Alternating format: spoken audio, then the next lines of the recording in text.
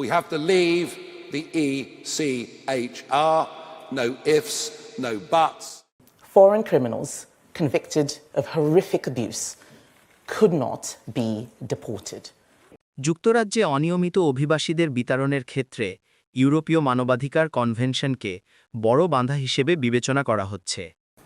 But we also need the interpretation of international law to keep up with the realities and challenges of today's world. ইউরোপীয় মানবাধিকার convention hall এমন একটি আন্তর্জাতিক চুক্তি যা Europe কাউন্সিলের অন্তর্ভুক্ত দেশগুলিতে মানুষের মৌলিক অধিকার ও স্বাধীনতা রক্ষার জন্য তৈরি করা হয়েছে।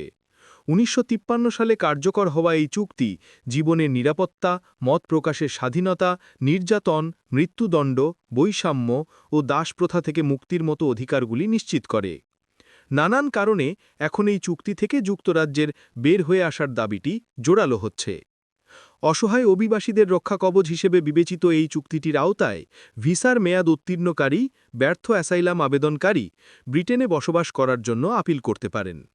বিদেশি অপরাধীগণও ব্রিটেন থেকে বহিষ্কারাদেশ রুখতে এই চুক্তির সুবিধা নিয়ে থাকেন।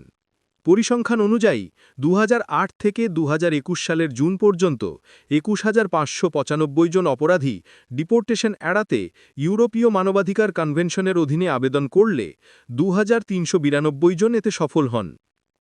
গড় হিসেবে বছরে 181 জন বিদেশি অপরাধী এই চুক্তির সুবিধা নিয়ে ব্রিটেনে বসবাসের সুযোগ পান। যদি এই চুক্তি থেকে ব্রিটেন বেরিয়ে আসে তাহলে কি আরও বেশি অনিয়মিত অভিবাসীকে দেশ থেকে বহিষ্কার করা সম্ভব হবে? Well, the honest answer is we don't know. I think that the data that we do have suggests that it would be only a marginal difference. I can understand why the media reporting has generated a level of frustration, because it would appear that human rights and therefore judges are the main obstacle to government policy being carried out. One case involved a man who was allowed to stay. It was claimed that his son disliked foreign chicken nuggets. What actually happened in that case is it went to the upper tribunal, and who ordered that he could be deported, and also specifically said that the evidence to do with chicken nuggets was nowhere near the level required.